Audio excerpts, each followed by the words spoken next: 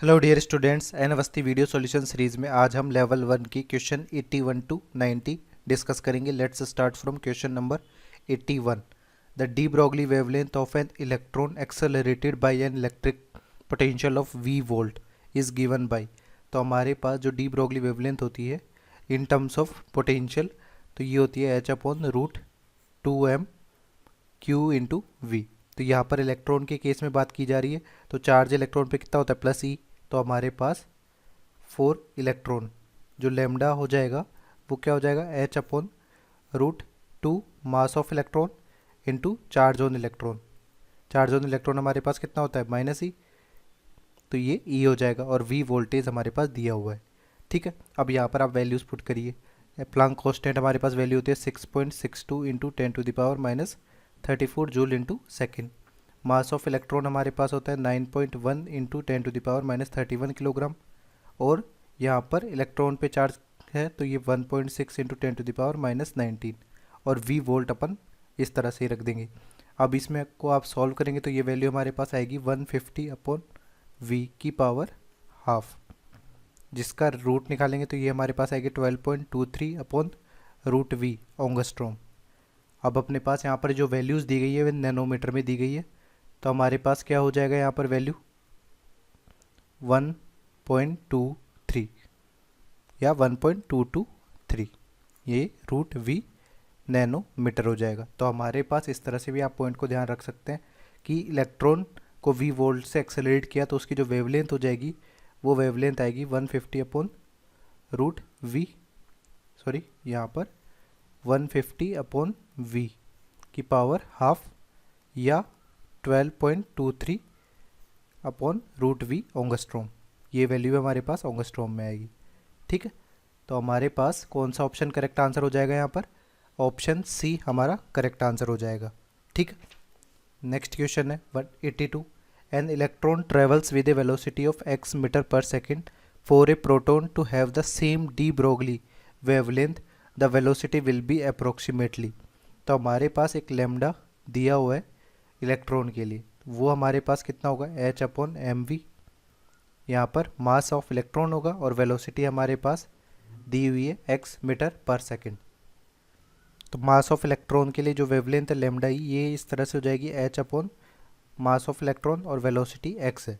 अब ये जो लेमडा की वैल्यू दी गई है ये वैल्यू फॉर प्रोटॉन के लिए सेम रहे, उसके लिए अपने को क्या चाहिए, यहाँ पर वेलोसिटी की वैल्यू चाहिए। तो लेमडा फॉर प्रोटॉन अपने पास हो जाएगा h मास ऑफ प्रोटॉन और वेलोसिटी, इसको इक्वेट कर दीजिए आप किससे, h upon mass of electron into x से। अब जो मास ऑफ प्रोटॉन होता है वो हमारे पास 1840 टाइम्स होता है किसका, मास ऑफ इलेक्ट्रॉन का। तो इसको आप लिख दीजिए h अपॉन हमारे पास क्या हो जाएगा 1840 मास ऑफ इलेक्ट्रॉन इंटू वेलोसिटी, यहाँ पर h upon mass of electron into x हो गया, तो ये कैंसिल हो गई, वेलोसिटी इधर चला जाएगा तो हमारे पास आ जाएगा x अपॉन 1840। ये वेलोसिटी रिक्वायर्ड होगी प्रोटॉन की, जिससे कि हमारे पास सेम वेवलेंथ दोनों की हो जाए। ठीक है, तो हमारा ऑप्शन बी करेक्ट आंसर हो जाएगा। नेक्स्ट है 83। The momentum in kilogram metre per second of photon having 6 mega electron volt energy is. तो हमारे पास आइंस्टाइन इक्वेशन होता है E equal to M C square, जिसको आप लिख सकते हैं एम इंटू सी, यहाँ पर मास इंटू वेलोसिटी को अपन मोमेंटम लिख सकते हैं, तो मोमेंटम जो हमारे पास हो जाएगा वो हो जाएगा ई बाई सी। तो हमारे पास एनर्जी कितनी दी हुई है 6 मेगा इलेक्ट्रॉन वोल्ट, यानी 6 into 10 to the power 6 electron volt, और वेलोसिटी ऑफ लाइट अपने पास है 3 into 10 to the power 8 metre per second. तो यहाँ पर किलोग्राम मीटर पर सेकेंड में चाहिए तो इलेक्ट्रॉन वोल्ट को भी जूल में कन्वर्ट करना पड़ेगा, तो 6 into 10 to the power 6 into 1.6 into 10 to the power minus 19, यहाँ पर ये जूल में आ जाएगा। और यहाँ पर velocity 3 into 10 to the power 8 में, इसको जब आप सॉल्व करेंगे तो हमारे पास value 3.2 into 10 to the power minus 21 kilogram metre per second आ जाएगा। तो कौन सा ऑप्शन करेक्ट होगा हमारे पास, ऑप्शन ए हमारा करेक्ट आंसर हो जाएगा। ठीक है, नेक्स्ट है 84। The number of photons of light having wave number x in 10 joule of energy source is. तो हमारे पास जो एनर्जी होती है वो एक्सप्रेशन होता है एन एच न्यू। ठीक है, एन एच न्यू का, इसको आप लिख सकते हैं N H C by lambda, और जो वेव नंबर होता है म्यू बार वो होता है 1 बाई लेमडा के बराबर। तो इसी फॉर्मूले को आप लिख सकते हैं एन एच सी न्यू बार, ये वेव नंबर के टर्म्स में हो गया। ये जो वैल्यू है ये बराबर है किसके, 10 जूल के। ठीक है, तो हमारे पास क्या एक्सप्रेशन यहाँ पर निकालेंगे, यहाँ पर अपन नंबर ऑफ फोटोन्स चाहिए यानी एन की वैल्यू चाहिए, तो एन हमारे पास हो गया 10 upon H C mu bar. तो हमारे पास नंबर ऑफ फोटोन्स हो जाएगा 10 अपॉन एच सी, यहाँ पर वेव नंबर क्या दिया हुआ था, एक्स दिया हुआ था, तो एच सी एक्स। तो अपने पास ऐसा किस ऑप्शन में दिया हुआ है, 10 upon H C X, option C हमारा करेक्ट आंसर हो जाएगा। नेक्स्ट है 85, which of the following relates to photons both as wave motion and as a stream of particles. तो यहाँ पर इंटरफेरेंस और डिफ्रेक्शन ये दोनों टर्म तो वेव नेचर को डिनोट करती है। ठीक है, इसी तरह E equal to M C square जो होता है वो पार्टिकल नेचर को शो करता है। But E equal to H nu, ये एक वन फोटोन के लिए इक्वेशन, यदि n नंबर ऑफ फोटोन्स है तो E equal to N H nu हमारा एनर्जी इक्वेशन आता है। तो दैट मीन्स ये सिग्निफाई क्या करता है कि हमारे पास डिफरेंट डिफरेंट फोटोन्स के लिए अलग अलग एनर्जी होगी, और यहाँ पर नंबर ऑफ फोटोन्स की वजह से ये इक्वेशन एज अ पार्टिकल के लिए भी लिखी जा सकती है कि फोटोन जो हो रहा है एक्ट कर रहा है एक तरीके से पार्टिकल बिहेवियर।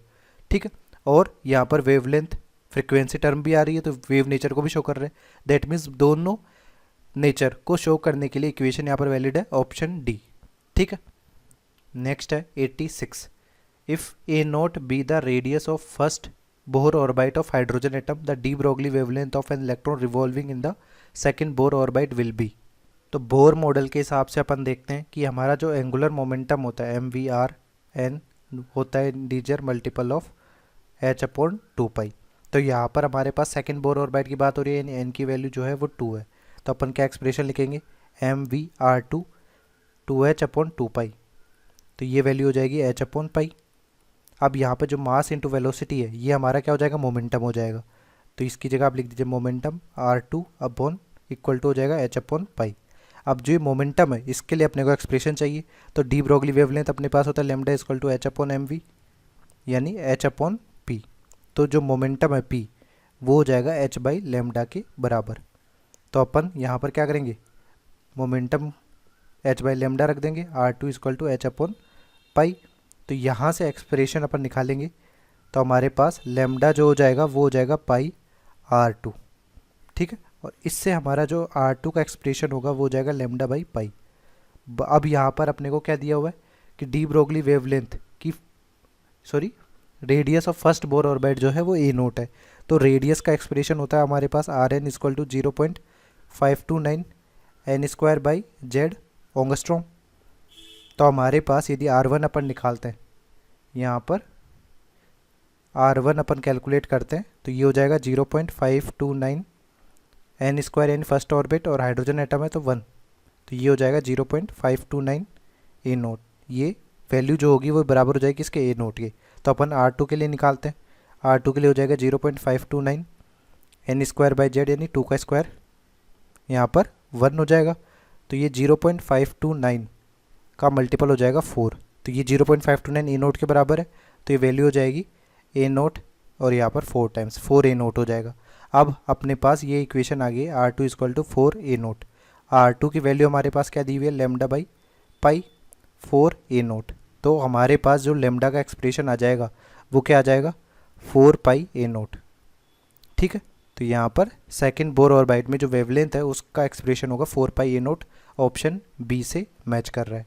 ठीक है, नेक्स्ट है 87, energy required to ionise 2 mole of gaseous helium plus ion present in its ground state is.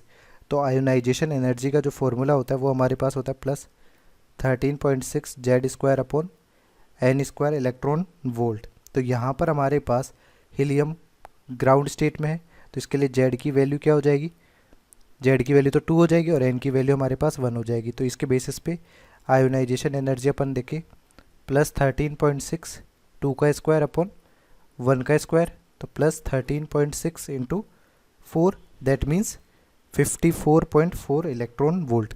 तो ये जो एनर्जी आई है हमारे पास, ये एनर्जी टू आयोनाइज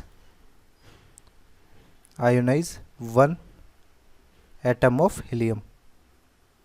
बट यहाँ पर अपने पास कितना दिया हुआ है, फॉर 2 मोल आयोनाइज करने के लिए कितनी रिक्वायर्ड होगी, 1 एटम हीलियम के लिए इतनी रिक्वायर्ड थी, तो 2 मोल हीलियम प्लस का मतलब क्या हो जाएगा, 2Na हीलियम प्लस आयंस अपने पास बन रहे हैं। तो टोटल आयोनाइजेशन एनर्जी जो होगी, टोटल आयोनाइजेशन एनर्जी हो जाएगी 2 टाइम्स ऑफ Na, इसको मल्टीप्लाई कर देंगे किससे, 54.4 से।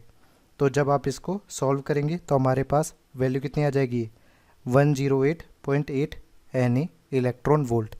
ये 2 mole gaseous helium plus ion produce करने के लिए हमारे पास एनर्जी रिक्वायर्ड होगी। तो कौन सा ऑप्शन करेक्ट हो जाएगा यहाँ पर, ऑप्शन बी हमारा करेक्ट आंसर होगा।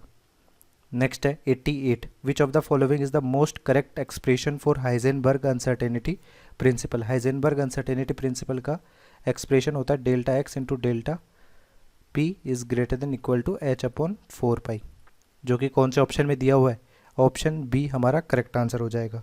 ठीक है, नेक्स्ट है 89 में बोला गया Heisenberg uncertainty principle can be applied to. Heisenberg uncertainty principle जो होता है वो applied only for microscopic particles. Microscopic मतलब जिनकी साइज 10⁻⁻⁶ मीटर से कम हो। ठीक है, तो यहाँ पर हमारे पास क्रिकेट बॉल नहीं आएगा, फुटबॉल भी नहीं होगा और जेट एरोप्लेन भी नहीं होगा, केवल इलेक्ट्रॉन इस कैटेगरी में आता है माइक्रोस्कोपिक पार्टिकल्स में। तो इसके लिए अपन हाइजेनबर्ग अनसर्टेनिटी प्रिंसिपल अप्लाई कर सकते हैं। ठीक है, नेक्स्ट क्वेश्चन है हमारे पास 90, the mass of A particle is 10⁻⁻10 gram and its radius is given if its velocity is 10⁻⁻6 centimetre पर सेकेंड। तो इसको मीटर पर सेकेंड में कन्वर्ट करना है, तो क्या हो जाएगा, 10⁻⁻6 सेंटीमीटर को मीटर में लिखेंगे तो 10⁻⁻2 मीटर पर सेकेंड। तो ये वैल्यू हो जाएगी 10⁻⁸ metre per second with uncertainty in measurement, the uncertainty in its position is, यानी डेल्टा एक्स की वैल्यू अपने को पता करनी है। तो हमारे पास यहाँ पर सबसे पहले देखिए जो मास है, मास हमारे पास जो दिया हुआ है वो कितना है, 10⁻⁻10 ग्राम है। इसको किलोग्राम में कन्वर्ट करना पड़ेगा आपको। तो यहाँ पर 1 ग्राम होता है 10⁻³ किलोग्राम, दैट मीन्स 10⁻13 किलोग्राम। ये वैल्यू हमारे पास यहाँ पर आ गई। बाकी अपन वैल्यूज़ देखें, जैसे कि हमारे पास यहाँ पर डेल्टा वी वेलोसिटी की अनसर्टेनिटी जो होगी वो क्या हो जाएगी, 10⁻⁻8 मीटर पर सेकेंड तो वेलोसिटी है और इसमें अनसर्टेनिटी 0.001% है। तो हमारे पास 0.0001% आप निकालेंगे तो हमारे पास ये वैल्यू कितनी आ जाएगी, 10⁻⁻14 मीटर पर सेकेंड। ये हमारे पास अनसर्टेनिटी इन वेलोसिटी आ जाएगी। अब अपन एक्सप्रेशन निकालते हैं हाइजेनबर्ग अनसर्टेनिटी प्रिंसिपल का, तो delta X into delta P is equal to H upon 4 pi आ जाएगा। बट अपने को अनसर्टेनिटी इन पोजीशन चाहिए और यहाँ पर वेलोसिटी दिया हुआ है, तो डेल्टा पी जो होता है ये होता है मास इंटू वेलोसिटी। तो ये delta P mass into velocity, तो डेल्टा पी हमारे पास हो जाएगा एम इंटू डेल्टा वी। तो ये एक्सप्रेशन अपन यहाँ पर पुट कर देंगे, delta X into M into delta V, ये वेलोसिटी है। तो यहाँ पर एच अपॉन 4 पाई हो जाएगा। अब यहाँ पर डेल्टा एक्स आपको निकालना है, तो यहाँ पर हो जाएगा H upon 4 pi M into delta V. H हमारा प्लैंक कांस्टेंट है जिसकी वैल्यू होगी 6.62 इंटू 10⁻34। 4 पाई की वैल्यू हो जाएगी 3.14। मास हमारे पास दिया हुआ कितना है यहाँ पे 10⁻13 किलोग्राम, और डेल्टा वी हमारे पास अनसर्टेनिटी इन वेलोसिटी जो है वो भी हमारे पास 10⁻14 है। अब इस एक्सप्रेशन को आप जब सॉल्व करेंगे तो ये वैल्यू आएगी 5.2 इंटू 10⁻8 मीटर। ये अनसर्टेनिटी इन पोजीशन होगी, जो कि हमें कौन से ऑप्शन में दिया हुआ है, ऑप्शन ए हमारा करेक्ट आंसर हो जाएगा। ठीक है,